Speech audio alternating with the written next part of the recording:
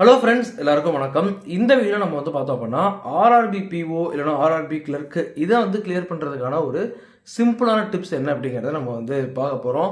So ஆக்சுவலாக இப்போ ரீசெண்டாக ஒரு 2 to 3 வீடியோஸ் பார்த்தோம் அப்படின்னா நம்ம ஆர்ஆர்பி பிஓ ஆர்ஆர்பி கிளர்க்கு இதை பற்றிலாம் டீட்டெயில்டாக நம்ம ஒன்று ஒன்றா போட்டுட்ருக்கோம். ஓகேவா?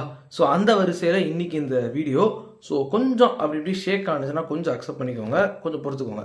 ஸோ ஃபர்ஸ்ட் நம்ம நல்லா கவனமாக புரிஞ்சிக்க வேண்டியது என்ன அப்படின்னா, ஆர்ஆர்பி பிஓ இல்லைன்னா ஆர்ஆர்பி கிளர்க் அப்படிங்கிறது IBPS PO IBPS clerk SBPO SB clerk இருக்கு இல்லையா? ஸோ அதே மாதிரியே இருக்குமா அப்படின்னா அப்படிலாம் கண்டிப்பாக இருக்கிறதுக்கான வாய்ப்புகள் ரொம்ப ரொம்ப கம்மி அப்படிங்கிறத நான் சொல்லுவேன்.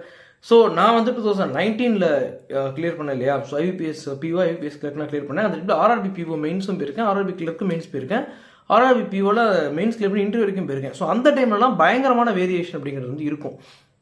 பட் நம்ம கவனிக்க வேண்டிய விஷயம் என்ன அப்படின்னா, ஒரு பேஸ்மெண்ட் அப்படிங்கிறது எல்லாருக்கும் சேம் தான், எல்லா எக்ஸாம்ஸ்க்குமே.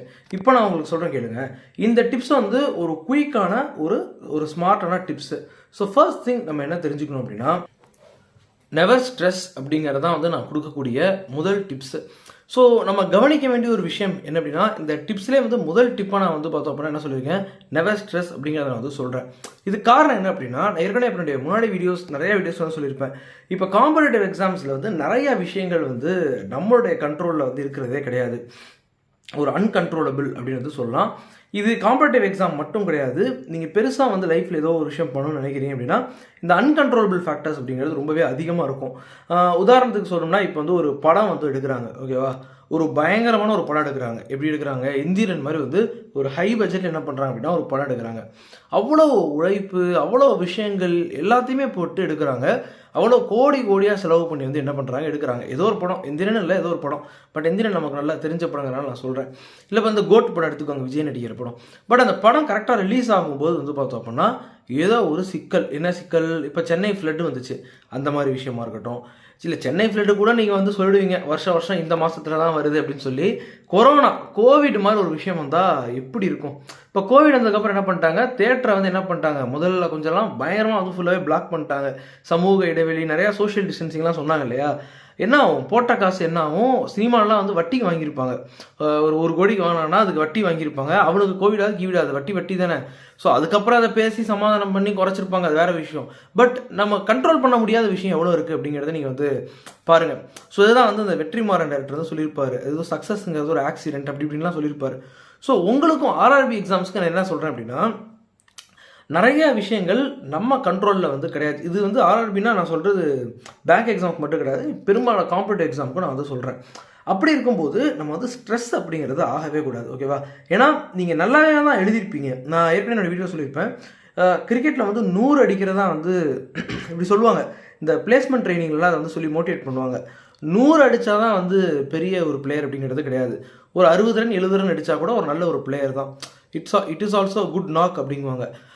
அதே மாதிரி பிளேஸ்மெண்ட் ஆனால் தான் நீங்கள் ஒரு பெரிய ஒரு ஒரு நல்ல ஒரு மாணவன் அப்படின்லாம் கிடையாது. பிளேஸ்மெண்ட் ஆனீங்கன்னா இன்னும் கொஞ்சம் நல்ல மாணவன். இப்படி ஒரு 100 அடித்தா ஒரு நல்ல ஒரு பெஸ்ட் பிளேயரும், அந்த மாதிரி நீங்கள் ஒரு பெஸ்ட் பிளேயர், அந்த மாதிரி தான் அப்படின்னு சொல்லுவாங்க. அந்த மாதிரி நீங்கள் நல்ல ஒரு மார்க் தான் எடுத்திருப்பீங்க உங்களுடைய பேங்க் எக்ஸாம்ஸ்க்கு. ஆர்ஆர்பி பிஓவாக இருக்கட்டும், ஆர்ஆர்பி கிளரிக்கலாக இருக்கட்டும், நல்லாவே தான் மார்க் எடுத்திருப்பீங்க. பட் ஸ்டில் என்ன ஆகும் அப்படின்னா, அந்த ஒரு வேக்கன்சிக்கு அது பத்தாது. ஸோ எவ்வளோ வேக்கன்சி எடுக்கிறாங்கிறது உங்களுக்கு நல்லாவே தெரியும் இல்லையா? ரொம்ப இப்போ ரீசெண்டாக ஏதோ ஒரு காம்படிட்டிவ் எக்ஸாம், இந்த நீட் பிஜியெல்லாம் நம்ம பார்த்தோம். ஸோ அதெல்லாம் ஒரு பயங்கரமான வேக்கன்சிஸ்லாம் கேள்விப்பட்டோம். நம்ம அந்த நீட் பிஜிலாம் பார்த்தோம் அப்படின்னா நிறையா வேகன்சிஸ் இருக்கிறதா நம்ம கேள்விப்பட்டோம். ஓகேவா? ஸோ நம்மளாம் நீட்டுக்கும் படிக்கல, யூஜிக்கும் படிக்கல, பிஜிக்கும் படிக்கல. ஸோ அதனால் நமக்கு அதெல்லாம் தெரியாது. ஸோ அதில் எந்தெந்த ஃபீல்டுக்கு எவ்வளோ வேகன்சிங்கிறது நமக்கு தெரியாது. ஸோ அதுக்குள்ளே நம்ம டீப்பாக போனோம்னா ரொம்ப வேறு மாதிரி இருக்கும். அதுக்கு நம்ம போக தேவை, பிகாஸ் நிறையா ஃபீல்டு இருக்கும். இதுதான் சொல்லுவாங்க, அனஸ்தேஷியா, ஓஜி நிறையா சொல்லுவாங்க இல்லையா? ஸோ அதில் எது நமக்கு அதை பற்றிலாம் நம்ம டீட்டெயில்டாக போக தேவையில்லை. பட் நீங்கள் அதை கம்பேர் பண்ணும்போது ஒரு IBPS PO IBPS clerk, RRB PO RB கிளர்க்லாம் ரொம்ப ரொம்ப கம்மியாக இருக்கும். ஸோ அப்போலாம் நான் நினச்சிருக்கேன், என்னடா இவ்வளோ கம்மியாக இருக்குது அப்படின்னு சொல்லி. எதுக்காக நான் சொல்கிறேன் அப்படின்னா, வேக்கன்சிஸ் அப்படிங்கிறது மற்றவங்கள பற்றி எனக்கு தெரில. ஓகேவா? அண்ட் இதை உங்கள்கிட்ட ஒரு மோட்டிவேஷனை குறைக்கிற ஒரு முயற்சியும் கிடையாது.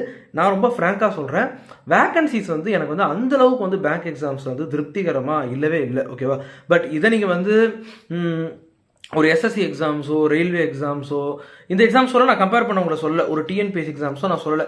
பிகாஸ் நீங்கள் எந்த எக்ஸாமையும் எதையும் கம்பேர் பண்ணும்போது இதுக்குண்டான ப்ளஸ் அதுக்குண்டான ப்ளஸ்ங்கிறது வேறு வேறு. இப்போ பேங்க்கில் வந்து ஆல் இண்டியா லெவலில் போஸ்டிங் பண்ணுவாங்க அப்படிங்கிற பேச்சு இருக்கும். ஆனால் டிஎன்பிஎஸ்சி எழுதுறீங்க அப்படின்னா தமிழ்நாடு லெவலில் மட்டும்தான் உங்களுக்கு போஸ்டிங் அப்படிங்கிறது இருக்கும். ஓகேவா? ஆனால் டிஎன்பிஎஸ்சியில் வந்து கிளியர் பண்ணதுக்கப்புறம் கூட போஸ்டிங் போட லேட் பண்ணுவாங்க அப்படிங்கிற ஒரு ஜென்ரலான ஒரு டாக்கு, ஒரு பார்வை அப்படிங்கிறது இருக்குது. அது எந்த அளவுக்கு உண்மை பொய்ங்கிறது கூட எனக்கு தெரியாது, நான் அதை படித்தது கிடையாது. பட் ஆனால் இந்த ஒரு டாக் இருக்குது, ரொம்ப பரவலாகவே இருக்குது. பட் பேங்க்கில் அந்த பிரச்சனை கிடையாது. கிளியர் பண்ணிட்டீங்கன்னா 100% ரொம்ப ஓரளவுக்கு ஒரு நார்மலைஸான ஒரு குயிக்கான டைம்லேயே உங்களுக்கு என்ன பண்ணிடுவாங்க, போஸ்டிங் போட்டுருவாங்க. அப்போ ஒரு எக்ஸாம் இன்னொரு எக்ஸாம் நம்ம கம்பேர் பண்ண போகிறது கிடையாது. பட் வேகன்சிஸ் என்ன பண்ணலாம், நம்ம டெஃபினட்டாகவே கம்பேர் பண்ணலாம். எனக்கு என்னமோ பேங்க் எக்ஸாம்ஸை வந்து ரொம்ப வேகன்சிஸ் கம்மி மாதிரி இருக்குது. பட் ஒரு டிஎன்பிஎஸ்சி, எஸ்எஸ்சி அதில் எவ்வளோ இருக்குங்கிறது வந்து நமக்கு வந்து ஒரு ஐடியா நமக்கு வந்து கிடையாது. மேபி அதுலேயும் கம்மியாக இருக்காங்கிறது நமக்கு வந்து தெரியல. பட் பொதுவாகவே காம்படிட்டிவ் எக்ஸாம்ஸில் என்ன அப்படின்னா வேகன்சிஸ் கம்மியாக இருக்கும்போது நீங்கள் ரொம்ப சூப்பரான பிளேயராக இருந்தால் கூட ரொம்ப கஷ்டப்படணும். இப்போ கிரிக்கெட்டில் வந்து மேன் ஆஃப் த மேட்ச் அப்படிங்கிறவங்க யார்? 22 பிளேயர்ஸ். அதாவது நல்லா அவனை புரிஞ்சுக்கணும். இந்தியா பாகிஸ்தான் விளையாடுறாங்கன்னா இந்தியாவில் 11 பிளேயரு, பாகிஸ்தானில் 11 பிளேயர். இந்த 22 பிளேயர்ஸில் ஒரு பிளேயரை தான் என்ன பண்ணுவாங்க, மேன் ஆஃப் த மேட்சாக செலக்ட் பண்ணுவாங்க. சமயத்தில் நீங்கள் பார்த்துருப்பீங்க, தோக்கிற டீம்ல இருந்தாலும் மேன் ஆஃப் த மேட்ச் வருவாங்க. அது ஒன்று. இன்னொன்று, 2 டீம்லையுமே நல்ல பிளேயர்ஸ் இருப்பாங்க. ஆனால் எவனா ஒருத்தனை விட்டுட்டு இன்னொருத்தனை எடுப்பாங்க, இல்லை சம்திங் திங்க் ஜாயிண்டாக கூட கொடுப்பாங்கன்னு நினைக்கிறேன் 2 பிளேயருக்கு இந்த மாதிரி. பட் நீங்கள் எப்படி தான் பண்ணாலும் எல்லாருமே நல்லா விளாண்டுருந்தா கூட எல்லாருக்கும் கிடைக்க போகிறது கிடையாது. ஸோ நான் சொல்கிறது ஒரு காமன் சினாரியோ. நீங்கள் இதுக்குள்ளே போய் ரொம்ப கிரிக்கெட் ஸ்டாட்டிஸ்டிக்ஸ்லாம் என்கிட்ட கொண்டாதீங்க. காமனாக நீங்கள் ஒரு 100 மேட்ச் பார்க்குறீங்கன்னா 100 மேட்ச்சில் மேன் ஆஃப் த மேட்ச் வந்து எத்தனை பேர் வந்துட போகிறாங்க அப்படிங்கிறத நான் சொல்ல வரேன்.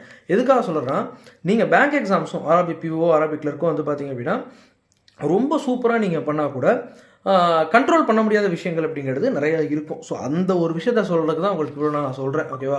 ஸோ அது வந்து என்னவா வேணால் இருக்கலாம். ஓகே, ஸோ அதனால் ஸ்ட்ரெஸ் பண்ணாதீங்க. அண்ட் இன்கேஸ் வந்து உங்களுக்கு இந்த ஆர்ஆர்பி பிஓ கிளர்க் வந்து கிடைக்கல அப்படின்னா கூட ஐபிபிஎஸ் பிஓ கிளர்க் கிடைச்சா எப்படி இருக்கும்? நான் அதுதான் எப்பவுமே சொல்வேன். ஐபிபிஎஸ் பிஓ கிளர்க் கிடைக்கல அப்படின்னா எஸ்பிஐ பிஓ கிளர்க் கிடைச்சா அப்படி இருக்கும். எஸ்பிஐ பிஓ கிளர்க் கிடைக்கல அப்படின்னா மேபி இன்சூரன்ஸ் செக்டர் கிடைச்சா அப்படி இருக்கும். ஸோ அந்த மாதிரி வந்து இது வந்து ஒரு மோட்டிவேஷனுக்காக நான் சொல்ல. இப்போ என்ன எடுத்துக்கிட்டிங்கன்னா, முதல்ல நான் ஆர்ஆர்பி பிஓ இன்டர்வியூ போனபோது ரொம்ப எதிர்பார்த்து நான் வந்து போனேன். பட் எனக்கு அது வந்து கிடைக்கல. அதுக்கப்புறம் தான் ஐபிபிஎஸ் பிஓ கிடச்சிது எனக்கு. பட் நல்லா புரிஞ்சுக்கோங்க, எனக்கு இன்கேஸ் ஆர்ஆர்பி பிஓ கிடச்சிருந்துச்சு அப்படின்னா நான் டெஃபினட்டாக ஐபிபிஎஸ் பிஓக்கு நான் ரொம்ப சின்சியராக படிக்கிற ஆள் அப்படிங்கிறது கிடையவே கிடையாது. ஓகே, ஸோ நான் மட்டும் கிடையாது, பெரும்பாலான பேர் வந்து கிடைச்சதோட வந்து நின்றுவாங்க. ரொம்ப ரேராக தான் வந்து எனக்கு தெரிஞ்ச வரைக்கும் ஐபிபிஎஸ் பிஓ போவாங்க அப்படின்னு நான் நினச்சிக்கிட்டு இருக்கேன். பட் என்னை பற்றி எனக்கு தெரியும். டெஃபினட்டாக நான் வந்து அதோட வந்து மேக்ஸிமம் என்னோட எஃபோர்ட்ஸ் தான் நிப்பாட்டியிருப்பேன். ஏன் இப்போ எடுத்திங்கன்னா நான் நினச்சேன் எஸ்பிஐ வந்து படிக்கலாம். பட் நான் வந்து அந்த தலை பக்கமே போகிறது கிடையாது. ஜேஐபிக்கெலாம் நான் எழுதுறதே கிடையாது பெருசாக. ஸோ இதை வந்து நான் ரொம்ப ஒரு பெருமையாலாம் சொல்ல. ஆக்சுவலி ஜேஐபி வந்து எல்லோரும் எழுதுவாங்க. பட் நம்மளும் வந்து மெம்பராலாம் இருந்திருக்கோம். ஸோ இப்போ அந்த மெம்பர்ஷிப் என்ன ஆணுச்சுங்கிறது எனக்கு தெரில. இதுக்கு மேலே எழுதுவானாங்கிறது எனக்கு தெரில. பட் ஸ்டில் அந்த ஒரு மைண்ட் செட் அப்படிங்கிறது இருக்குது பார்த்தீங்களா, அந்த மைண்ட் செட் வந்து எப்போவுமே ஃப்ரெஷ்ஷாக நமக்கு வந்து இருக்காது. ஸோ அதனால் ஒன்று கிடைக்கலனா நம்ம கண்டிப்பாக இன்னொன்று கிடைக்கும். அதனால் நம்ம அது ஒன்றும் கிடையாது. பட் ரெகுலராக ப்ராக்டிஸ் பண்ணணும். ஸோ ஃபஸ்ட்டு வந்து என்றைக்குமே ஸ்ட்ரெஸ் பண்ணிக்காதீங்க அப்படிங்கிறது தான் ஒரு முக்கியமான ஒரு டிப்பு. ஸோ அடுத்தடுத்த டிப்ஸ் வந்து பார்த்தீங்கன்னா, நீங்கள் மார்க் டெஸ்ட் கண்டிப்பாக போடணும். எந்த ஒரு செக்ஷனையுமே என்ன பண்ணிக்கக்கூடாது அப்படின்னா லத்தாஜிக்காக எடுத்துக்கக்கூடாது.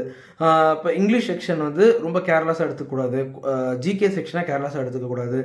அந்த மாதிரி விஷயங்கள். ஜிகே வந்து எவ்வளோ மந்த்ஸ் வந்து மேக்ஸிமம் வந்து படிக்கணும். நான் வந்து அடுத்தடுத்த வீடியோஸில் நான் கரெக்டாக உங்களுக்கு ரிசர்ச் பண்ணிட்டு நான் வந்து சொல்கிறேன். பிகாஸ் நான் படிக்கும்போது 2019 வந்து பார்த்தோம் அப்படின்னா 6 மந்த்ஸ் நாங்கள் வந்து படிப்போம். ஓகேவா? ஸோ இப்போ வந்து நான் வந்து கரெக்டாக உங்களுக்கு ரெஃபர் பண்ணி சொல்கிறேன். ஏன்னா ஒரு சில கமெண்ட்ஸ் எனக்கு வருது, அதிக மந்த்ஸ் கேட்குறாங்க அப்படின்னு சொல்லி நான் அதை கரெக்டாக உங்களுக்கு ரெஃபர் பண்ணி கைட் பண்ணுறேன். ஜிகே செக்ஷன் ப்ரிப்பேர் பண்ணுறதுன்னு நான் இன்னொரு வீடியோ போடுறேன். ஸோ அப்படி இருக்கும்போது இது மாதிரி ஒரு விஷயங்கள் இருக்குது. மார்க் டெஸ்ட் வந்து நம்ம என்ன பண்ணணும் அப்படின்னா ரெகுலராக வந்து எடுக்கணும். ஸோ இதெல்லாம் வந்து நான் சொல்கிறது வந்து சும்மா ரொம்ப ஒன்லைன் டிப்ஸாக இருக்கும். பட் என்ன ஒரு வேடிக்கையான விஷயம் பாருங்கள், இப்போ நான் சொன்னதில் ஒன்றை நீங்கள் ஃபாலோ பண்ணுனா கூட உங்களால் வந்து கிளியர் பண்ண முடியாது. மார்க் டெஸ்ட் எடுக்கல அப்படின்னா நீங்கள் ஃபெயில் ஆகிடுவீங்க. அண்ட் ஜிகேயோட தான் இப்படி படிக்கணும்னா அப்படி தான் படிக்கணும். இப்போ என்ன மாதிரி நான் என்ன பண்ணேன் அப்படின்னா குவான்ஸ் ரீசனிங்கில் வந்து ஜிகே படிக்காமல் நம்ம குவான்ஸ் ரீசனிங்கில் எல்லாரோட சூப்பராக மார்க் எடுத்துருவோம், நம்ம எல்லாரோட பெரிய ப்ரில்லியன்ட்டு, எல்லோரும் ஜிகே பண்ணால் என்ன, நம்ம அவங்க குவான்ஸ் எடுக்கிற மார்க்கோட நம்ம சூப்பராக எடுத்து ஒரு செக்ஷனை படிக்காமல் இன்னொரு செக்ஷன் பேலன்ஸ் பண்ணிடுவோம் அப்படின்னு நான் நினச்சேன். அது ஒரு ஸ்டூப்பிடான ஒரு முடிவு, ஒரு டெசிஷன், ஒரு ஸ்டெப் அப்படின்னு வச்சுக்கோங்க. ஸோ எல்லா செக்ஷன்ஸையும் நம்ம வந்து ஈக்குவல் இம்பார்ட்டன்ஸ் கொடுக்கணும். எல்லாமே நம்ம வந்து ஈவனாக படிக்கணும். அந்த மாதிரி விஷயங்கள் நிறையா வந்து இருக்குது. ஸோ என்னுடைய அடுத்தடுத்த வீடியோஸில் இந்த குவான்ட்ஸ் செக்ஷன் வந்து பார்த்தோம் அப்படின்னா எப்படி படிக்கிறது, இது மாதிரி ஒவ்வொரு செக்ஷனையும் நான் வந்து மேக்ஸிமம் வந்து கவர் பண்ணுறேன். ஸோ இப்போதைக்கு வந்து ஸ்ட்ரெஸ் பண்ணிக்காதீங்க அண்ட் மார்க் டெஸ்ட் எடுங்க. அதுக்கப்புறம் அந்த மார்க் டெஸ்ட் எடுங்கிறது யாருக்கு அப்படின்னா, ரொம்ப மாதமாக ரீசெண்டாக ப்ராக்டிஸ் பண்ணிட்டு இருக்கீங்க அப்படின்னா மார்க் டெஸ்ட் எடுக்காமல் போயிடாதீங்க. எல்லா செக்ஷன்ஸ்க்கும் ஈக்குவல் இம்பார்ட்டன்ஸ் கொடுங்க. உங்கள் வீக் ஏரியாஸ் என்ன அப்படிங்கிறத பார்த்து அதை வந்து என்ன பண்ணுங்க அப்படின்னா டார்கெட் பண்ணி நல்லா படிங்க. அதே மாதிரி வந்து பார்த்தோம் அப்படின்னா ப்ரிலிம்ஸ் கிளியர் பண்ணிவிட்டு மெயின்ஸுக்கு போவோம் அப்படின்னு நினச்சிங்க அப்படின்னா நீங்கள் கண்டிப்பாக வந்து ரொம்ப ஒரு தப்பான ஒரு முடிவில் இருக்கீங்க. ஸோ என்ன கேட்டிங்கன்னா ப்ரிலிம்ஸ் அண்ட் மெயின்ஸ் ஒரு நல்ல ஒரு சேர்த்து ஒரு இன்டகிரேட்டடாக தான் நம்ம வந்து படிக்கணும். இதை பற்றி என்னுடைய அடுத்த வீடியோவில் நான் வந்து போடுறேன். ஓகேவா? ஸோ ஓகே, இப்போதைக்கு இந்த வீடியோ போதும். நீங்கள் நம்ம டெலிகிராம் குரூப்பை ஜாயின் பண்ணனா நமக்கு ஒரு டெலிகிராம் குரூப் இருக்குது. அது லிங்க் கீழே டிஸ்கிரிப்ஷனுக்கு அதை ஜாயின் பண்ணிக்கோங்க. ஸோ அதில் வந்து டவுட்ஸ்லாம் கேட்டுக்கலாம், நீங்கள் நம்ம வந்து ஆன்சர் பண்ணுவோம். அதுக்கப்புறம் அதில் நானும் இருக்கேன், நீங்கள் எங்கிட்ட டவுட்னா கூட கேட்டுக்கலாம். அதுக்கப்புறம் வந்து பார்த்தோம் அப்படின்னா நம்ம சேனலை சப்ஸ்கிரைப் பண்ணுங்கள். உங்களுக்கு ஏதாவது டவுட்ஸ் இருந்துச்சுன்னா கீழே கமெண்ட் செக்ஷனில் கூட போடுங்க, நான் ஆன்சர் பண்ணுறேன். ஸோ அடுத்த வீடியோஸில் பார்ப்போம். பை.